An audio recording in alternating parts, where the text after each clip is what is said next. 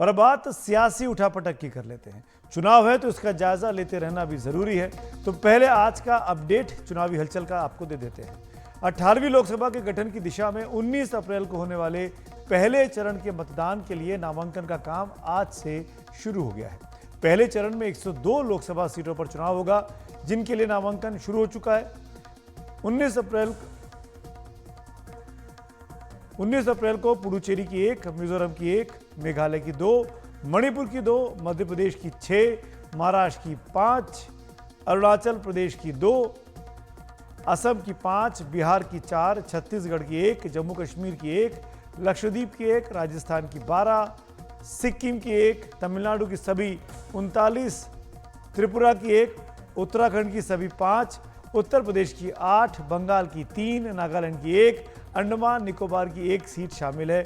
ये वो 102 सीटें जिन पर आज नामांकन का काम शुरू हुआ है। इसके साथ ही सियासी जमीन पर भी गठबंधन और दलों के विलय की खबर अब तेजी से सामने आई है। जैसे कि कांग्रेस ने आज 1, 2 नहीं 4 अलग अलग प्रेस कॉन्फ्रेंस की, बारी बारी दिन भर 4 नेताओं को कांग्रेस में शामिल कराया गया। बीएसपी के पूर्व सांसद दानिश अली कांग्रेस में शामिल हुए। यूपी के अमरोहा से सांसद रहे दानिश अली को बीएसपी ने निष्कासित कर दिया था। बिहार से नेता और पूर्व सांसद पप्पू यादव ने अपनी पार्टी जन अधिकार पार्टी यानी जेएपी, जिसको जाप भी कहते हैं, उसका कांग्रेस में विलय कर लिया। झारखंड की मांडू सीट से बीजेपी के विधायक जयप्रकाश सिंह पटेल भी कांग्रेस में आज शामिल हो गए। जम्मू के नेता और कांग्रेस में रह चुके पूर्व सांसद लाल सिंह भी आज वापस कांग्रेस में लौट आए हैं। कांग्रेस में आज केंद्रीय चुनाव समिति की बैठक भी चली, जिसमें राजस्थान, गुजरात और महाराष्ट्र की सीटों पर मंथन हुआ।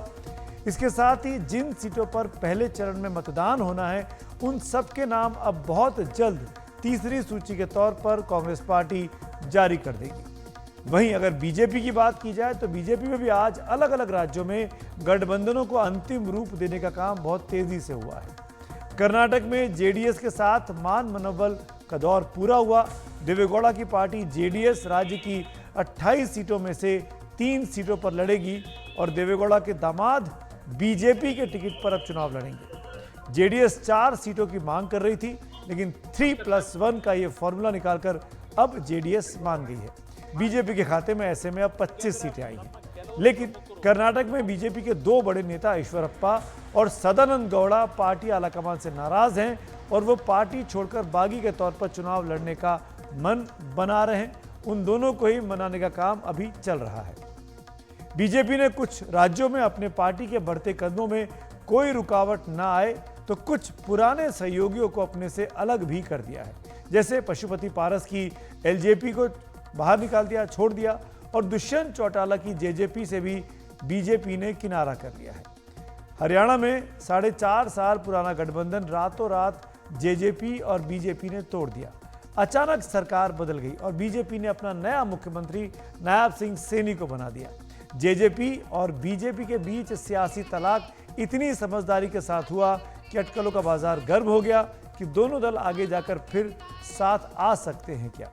इसी मुद्दे पर अब से कुछ देर पहले मैंने बात की है पूर्व डिप्टी सीएम दुष्यंत चौटाला से।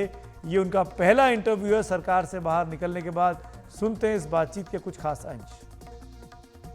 मैं बात कर रहा हूं दुष्यंत चौटाला साहब की, इस वक्त हमारे साथ जुड़ रहे हैं, चंडीगढ़ से हैं, हरियाणा के पूर्व उप मुख्यमंत्री, जेजेपी पार्टी के बड़े नेता। बहुत बहुत स्वागत है आपका दुष्यंत साहब एनडीटीवी इंडिया से बात करने के लिए। और एक हफ्ते बाद हम लोग क्योंकि बात कर पा रहे हैं तो मैं शुरुआत बातचीत का सिलसिला एक हफ्ते पहले से ही करता हूं। ऐसा क्या हुआ, इतनी अच्छी चलती सरकार, इतनी अच्छी चलती दोस्ती, सब कुछ स्मूथ चल रहा था, एक परिवार का हिस्सा आप लोग लगते थे, अचानक एक दिन में सब खेल बिगड़ गया, क्यों? सुमित जी, एनडीए के अंदर कई दौर की चर्चाएं हुई और लोकसभा चुनाव को मद्देनज़र रखते हुए सीट शेयरिंग के ऊपर जहां हमारी सहमति नहीं बनी, वहीं भारतीय जनता पार्टी ने ये निर्णय लिया कि प्रदेश की सरकार को पूरी तौर पर चेंज किया जाए। और हमने स्पष्ट इस चीज़ के अंदर कहा कि हम नई सरकार का फिर हिस्सा नहीं बनेंगे। बीजेपी जिसके पास 10 की 10 लोकसभा सीटें थी, वो क्यों जेजेपी को एक भी सीट देगी? आपको क्यों लगता था कि बीजेपी आपकी मांग के आगे झुक जाएगी? देखिए, जहाँ सीट शेयरिंग की बात थी सुमित जी, वहाँ पर हमने बारी बारी ये विषय रखा था, क्योंकि 2014 में मैं हिसार से सांसद रहा हूँ, उससे पहले चौधरी अजय सिंह चौटाला जी भिवानी लोकसभा से सांसद रहे हैं। हमारा कैडर आज ये चाहता था कि उन 2 लोकसभा सीटों को मजबूती से लड़ें, और उस कैडर की सोच के अनुसार ही संगठन चलते हैं। आज के दिन कोई सांसद बनता है, कोई विधायक बनता है तो कैडर की मजबूती के साथ बनता है, मगर हमारे राष्ट्रीय अध्यक्ष ने अंत में ये निर्णय भी किया कि अगर एक भी सीट हम नहीं लेते तो हरियाणा प्रदेश के अंदर जो बुढ़ापा पेंशन है उसको 5100 रुपये कर दिए जाए। और उसके उपरांत अगले दिन यही समाचार आता है कि पूरी गवर्नमेंट को ही बदला जा रहा है। किस सीट को लेकर बातचीत बिगड़ी आपकी और बीजेपी के बीच? कोई एक सीट, रोहतक की, सिरसा की, कहाँ की? देखिए, सबसे प्राथमिकता तो हमारी हिसार और महेंद्रगढ़ भिवानी है, और उसके अंदर डॉक्टर अजय सिंह चौटाला जी भी सांसद रहे हैं। मैं स्वयं 2014 में जब आप कवर करते थे दिल्ली को, उस समय मैं सांसद रहा हूँ, और पार्लियामेंट के अंदर पार्टी की रिप्रेजेंटेशन बहुत महत्वपूर्ण है। फिर ये तलाक सिर्फ एक सीट के पीछे हो गया? जहाँ तलाक की बात है, कौन सा हम लड़ाई कर कर अलग हुए हैं? यही तो मैं बोल रहा हूँ। राजनीतिक तौर पर संगठन बढ़ाना और संगठन को मजबूती से आगे बढ़ाना, ये मुझे लगता है हर पॉलिटिकल पार्टी की सोच है। एक दौर था बीजेपी 2 सीटों पर थी, आज 303 पर है। वो संगठन को बढ़ाने की सोच से काम किया है। तो ये मैं मान सकता हूँ दुष्यंत जी कि आने वाले वक्त में भाजपा के साथ दोबारा जाने में आपको तकलीफ नहीं है, सब कुछ अच्छा है, यादें मीठी हैं।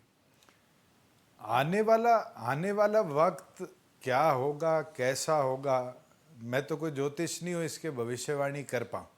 हमारे बीच में कोई ऐसी लड़ाई झगड़े नहीं हुए जिसके अंदर कैबिनेट मीटिंग में कोई कागज फेंके हों, हमने कोई पब्लिकली आकर एक दूसरे पर एलिगेशन लगाए हों। हमने दोनों ने एक ही विजन रखा था कि प्रदेश आगे चले, और इसीलिए मैं मानता हूँ 4.5 साल हमने स्टेबलाइज गवर्नमेंट स्टेट को दी। तो अच्छा, मुझे आपने पॉइंट दे दिया। तो आपका दुश्मन नंबर 1 सियासत में कौन है? चुनाव में जाएंगे, कैंपेन में, तो किसकी आलोचना करेंगे? राजनीति के अंदर मैदान में जो सामने खड़ा होता है वो मेरे ख्याल से वही दुश्मन होता है। तो वहां तो और चार उसके अंदर आप छटनी नहीं कर सकते कि ये अब दुश्मन तो आपका तीन है, मजबूत भाजपा ये है, दुश्मन कांग्रेस है, इनलो है, तो कौन सबसे बड़ा है? सबसे बड़ा दुश्मन कौन है आपका? नहीं, मैं तो इंतजार कर रहा हूँ बसपा भी आए। राजनीतिक तौर पर सभी प्रतिद्वंदी है और सबके सामने मजबूती से चुनाव लड़ेगी तो जननायक दुश्मन जनता नंबर 1 कौन सा दुष्यंत जी? दुश्मन नंबर 1 पार्टी। मेरे लिए तो अभी मैं कह के हटाऊं, सारे बराबर हैं। तो ये जो आपके विरोधी हैं वो ये कह रहे हैं कि ये ठगबंधन है, ये अंडरस्टैंडिंग के साथ अलग हुआ है, इसमें दरअसल जाटों के वोट बैंक को डिवाइड करना है और बीजेपी को सरकार बनाने में मदद करना है। हम तो 36 बिरादरी में काम करेंगे, कोई एक वोट शेयर की मजबूती नहीं है। आज किसान की हो, कमेरे की हो, मजदूर की हो, छोटे दुकानदार की हो, ये सारी सोच को हम आगे लेकर चलेंगे। देश की राजनीति के लिए एक मैं क्विक सवाल आपसे पूछ रहा हूँ। देश की राजनीति के लिए कौन आगे ले जाने के लिए कौन ज़्यादा ज़रूरी है इस वक्त में? प्रधानमंत्री नरेंद्र मोदी या राहुल गांधी नए प्रधानमंत्री के तौर पर? आपकी चॉइस, और क्यों? मैं तो दोनों को अभी रेट नहीं करूंगा। मुझे लगता है ये 70 दिन का जो दौर है जनता रेट करेगी, और पहले सांसदों को करेगी और सांसद बहुमत से अपना प्रधानमंत्री चुनेंगे। तो क्या इसका मतलब है कि कांग्रेस के साथ भी आप नजदीकियां बढ़ा सकते हैं, इंडिया ब्लॉक के साथ? मैं भविष्य में क्या होता है शायद इसकी प्रेडिक्शन ना कर पाऊँ। तो दादाजी की पार्टी, चाचा जी की पार्टी, पिताजी की पार्टी, माताजी विधायक, बेटे डिप्टी सीएम, एक बेटा शायद चुनाव लड़ेंगे सुना जा रहा है लोकसभा का, आपके छोटे भाई दिग्विजय।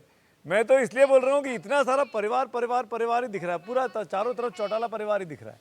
तो परिवारवाद इस देश की राजनीति में मुद्दा नहीं है। परिवारवाद बीजेपी ने जो मुद्दा बनाया वो गलत बना रखा है। मुझे लगता है प्रधानमंत्री जी ने बड़ा अच्छी तरीके से भारतीय जनता पार्टी की या राज्यसभा के अंदर भी इस पे जवाब दिया था। उनका ये कहना था कि एक ही परिवार के सब लोग के पास पार्टी नहीं जा सकती। अपने नेतृत्व को चुनती है। जी बोलिए, आप बोलिए। देखो, आज के दिन मैं तो ये मानता हूं कि अगर जनता के मत के अधिकार से डेमोक्रेसी में कोई चिन्हित होके आता है, ये इलेक्ट्रोल का मत है, और इलेक्टोरल अगर चाहते हैं कि अपने मत से अपने नेता को नेतृत्व दे अपनी कॉन्स्टिट्यूएंसी का, तो परिवार ही होता है जो वोट डाल के आता है। आज लोकसभा के अंदर हरियाणा में एवरेज 17 लाख वोटर्स हैं, 10 लोकसभा सीटें हैं, और 17 लाख वोटों में मेजॉरिटी वो जो परिवार है वो जुड़ के वोट डालेगा, तभी जाके हम इलेक्ट होंगे, और वोट नहीं डालेगा तो हम हार जाएंगे। चलिए, बहुत बहुत शुक्रिया दुष्यंत साहब बात करने के लिए, आपने ईमानदारी से बात की।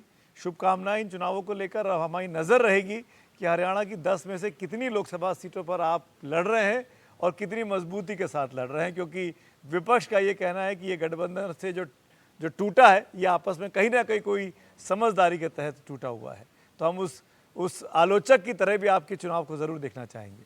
बहुत बहुत शुक्रिया हमसे बात करने के लिए। Thank you.